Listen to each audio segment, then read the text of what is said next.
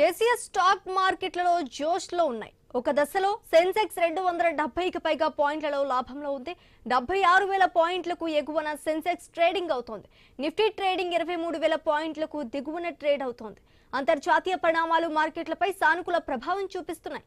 America Iran మధ్య శాంతి చర్చల ప్రభావం మార్కెట్లపై ఉంది.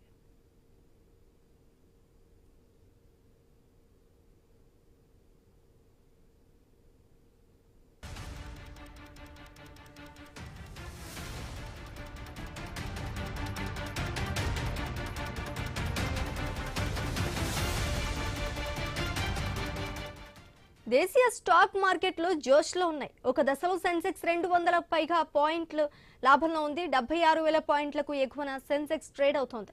నిఫ్టీ ట్రేడింగ్ 23,000 పాయింట్లకు దిగువన ట్రేడ్ అవుతున్నట్టుగా తెలుస్తోంది. అంతర్జాతీయ పరిణామాలు మార్కెట్లపై సానుకూల ప్రభావం చూపిస్తున్నాయి. అమెరికా ఇరాన్ మధ్య శాంతి చర్చల ప్రభావం మార్కెట్లపై పడింది.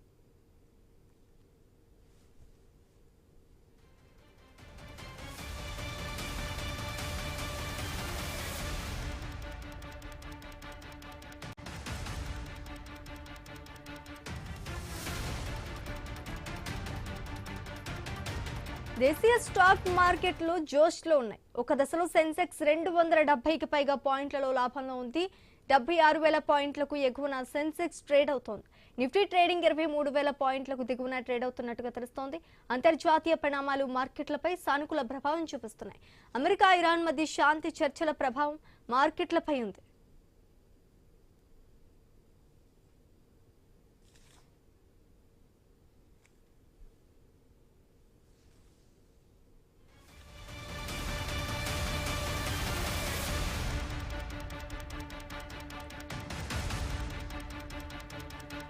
దేశీయ స్టాక్ మార్కెట్లో జోష్లో ఉన్నట్టుగా తెలుస్తున్నాయి. ఒక దశలో సెన్సెక్స్ 270కి పైగా పాయింట్లలో లాభంలో ఉంది.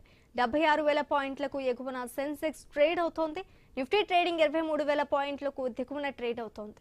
అంతర్జాతీయ పరిణామాలు మార్కెట్లపై సానుకూల ప్రభావం చూపిస్తున్నాయి. అమెరికా ఇరాన్ మధ్య శాంతి చర్చల ప్రభావం మార్కెట్లపై ఉంది.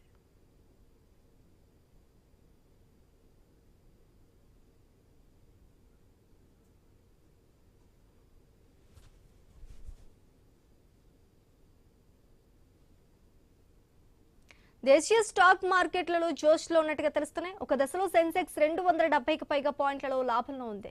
ఇక ఇదే టాపిక్ పై డిస్కస్ చేయడానికి స్టాక్ అనలిస్ట్ ప్రభు గారు ఉన్నారు. సార్ నమస్తే అండి. ఒక విధంగా చెప్పాలంటే స్టాక్ మార్కెట్లు జోష్లో ఉన్నట్టే తెలుస్తోంది. దీనికి మీరేమంటారు? జనరల్ గా ఎక్కడో తుమ్మితే ఎక్కడో దగ్గు వచ్చినట్టు సౌత్ కొరియన్ మార్కెట్ పడితే మన మార్కెట్ ఎందుకు పడాలా? ఐటీ షేర్స్ అక్కడ ఎస్కే హైనెక్స్ శాంసంగ్ పడ్డాయని చెప్పి ఐటీ ఇబ్బంది పడుతుంది. మూడుగే నక్క మీద తాటకాయ పడ్డట్టు ఐటీ మీద కొట్టిందే మళ్ళీ కొడతా ఉన్నారు. కిందకి పడిపోతే జారిపోతా ఉన్నాయి ఐటీ. ఏ మీద సొల్యూషన్ ఎప్పుడు వస్తున్నాయేమో కానీ కంటిన్యూస్ గా స్టాక్స్ అయితే బాగా పడుతున్నాయి. ఇండెక్స్ కూడా దాదాపుగా 50% దాకా పడిపోయింది. సో ఇంకా ఎంత కొడతారో తెలియదు. సో దానికి అతి తొందరలో సొల్యూషన్ వస్తే కానీ ఇది రాదు. అంటే మళ్ళీ ఒక రోజు ప్లస్ ఒక రోజు మైనస్. మళ్ళీ వాళ్ళ ఐటీ మార్కెట్ పెరగడానికి ఐటీఏ కారణం. ఇప్పుడు వాళ్ళు కూడా నిన్న 9% పడి స్క్రిప్ట్స్ కూడా మీకు 7% హైనెక్స్ కానీ ఎస్కే హైనెక్స్ కానీ శాంసంగ్ కానీ 8% 9% పడ్డాయి. సో ఇవాళ మళ్ళీ వాళ్ళు 5% ప్లస్ లో ఉన్నారు ఇండెక్స్. సో మన మార్కెట్ కూడా అందుకే మళ్ళీ కొంచెం, ఎందుకంటే వాళ్ళు పడ్డప్పుడు మనం పడ్డాము, సౌత్ ఏషియన్ కంట్రీస్ లో వాళ్ళు పడ్డారు కాబట్టి మనం పడ్డాము. సో ఐటీ పడింది అనుకోవచ్చు. ఇవాళ మళ్ళీ ప్లస్ లోనే ఉన్నాయి. సో అంటే అలాంటి డిప్పులు మంచి అవకాశం. ప్లస్ మనకేంటి క్రూడ్ మెయిన్ 77 ఉంది. 77 అంటే మనకి నిన్న నైట్ కూడా క్రూడ్ పడింది కదా, 79 నుంచి పడింది. 77 ఆ రేంజ్ లో ఉంది. గోల్డ్ కూడా పడింది. సో గోల్డ్ తగ్గి క్రూడ్ తగ్గితే మన మార్కెట్ మన ఇండియాకి మంచిదే కదా.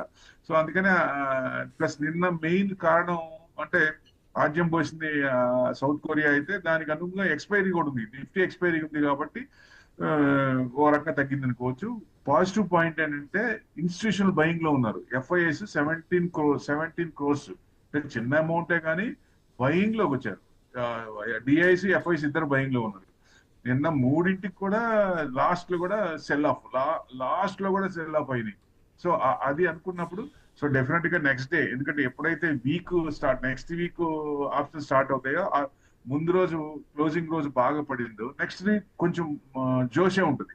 సో అట్లానే ఇవాళ 24,000 వరకు వెళ్ళొచ్చా అంటే అవకాశాలు ఉన్నాయి. 24,000 వరకు వెళ్ళే ఛాన్స్ ఉన్నాయంటే దగ్గర దగ్గర 24,000 దాకా దాటుతుందని ఇవాళ చెప్పలేం కానీ రేపు చూడొచ్చు. సో ఇవాళ మటుకు నియర్ బై వెళ్ళొచ్చు అనేది ఎక్స్పెక్ట్ చేస్తున్నాను.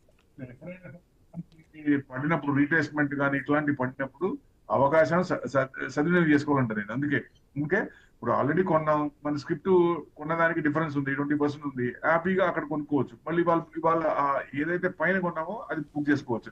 ఎందుకంటే పడిపోతుంది మార్కెట్ ఇంకా అమ్మేసుకుందాం అనేది కాకుండా లాంగ్ హోల్డింగ్ అంటే ఒక టైపు. సో షార్ట్ హోల్డింగ్ అనుకున్నప్పుడు కొంచెం మార్కెట్ బట్టి నిఫ్టీ ట్రెండ్ ని బట్టి కొంచెం రీజిక్ చేసుకుంటూ ఉంటే మంచిదని నా ఉద్దేశం. అప్పుడు ఏముందంటే లాంగ్ హోల్డింగ్ ఉన్న వాళ్ళకంటే నిఫ్టీ రేంజ్ బౌండ్ అబ్జర్వ్ చేసుకుంటా ఉంటే డెఫినెట్ గా ఎక్కువ ప్రాఫిట్స్ వచ్చే అవకాశం ఉంటుంది. ప్లస్ ఇక్కడ ఏంటి లోవర్ క్రూడ్ ప్రైజెస్ మనకి పాజిటివ్ పాయింట్ 76.29 ఉంది. సో ఎఫ్ఐఎస్ బయింగ్ లో ఉన్నారు. యుఎస్ ఇండియా ట్రేడ్ డీల్ అతి తొందరలోనే జరగచ్చు అని వెరీ వెరీ వెరీ నియర్ అని, అది కూడా జరగచ్చు. అది 1.4 బిలియన్, అది మనకు కూడా మంచిదే కదా. సో నెక్స్ట్ ఏషియన్ మార్కెట్స్ అన్ని ఫామ్ గా ఉన్నాయి. సౌత్ కొరియా కానీ, కోప్సీ కానీ, హ్యాంగ్సెంగ్ కానీ అన్ని కూడా కొంచెం మళ్ళీ అప్ సైడే ఉన్నాయి. సో ఐటీ షేర్స్ లో బయింగ్ అవుతుంది. ఐటీ ఐటీ ఇండెక్స్ కానీ ఐటీ షేర్లు కానీ ఎప్పుడు పడినా కానీ mutual funds IT index share లో కొంటున్నారు, ఆ షేర్లు బై చేస్తున్నారు, నెక్స్ట్ డేనే రికవర్ అవుతున్నాయి. సో అది మనం అబ్జర్వ్ చేయాలి. ఎప్పుడైనా అది ఐటీ ఇండెక్స్ ఎప్పుడైనా పడినప్పుడు ఇమీడియట్ గా లాస్ట్ లెగ్ అంటే లాస్ట్ హాఫ్ అన్ అవర్ లో అది కనుక మనం చేసుకుంటే నెక్స్ట్ డేనే కొంచెం ఇది వచ్చే ఛాన్స్ ఉంటుంది. అది చూసుకోవాలి ఎవరైనా. ఈవెన్ ఎందుకంటే బ్రాడర్ వ్యూ ఇంకా పాజిటివ్ ఉంది, లాంగ్ వ్యూ ఎక్కడ తేడా లేదు. ఈ షార్ట్ టర్మ్ ఇలాంటి జిగ్స్ అనేది ఉండుంటాయి. ఎందుకంటే న్యూస్ డ్రివెన్ మార్కెట్ కాబట్టి నెగిటివ్ న్యూస్ వచ్చినప్పుడు నెగిటివ్ గా యాక్ట్ అవుతుంది, పాజిటివ్ వచ్చినప్పుడు పాజిటివ్ యాక్ట్ అవుతుంది. కానీ ఎవరైతే లాంగ్ ఉన్నారో వాళ్ళు బెంబేలెత్తాల్సిన అవసరం లేదు. ఇట్లాంటి రీట్రేస్మెంట్ సద్వినియోగం చేసుకోమంటా నేను. Right, thank you sir, thank you.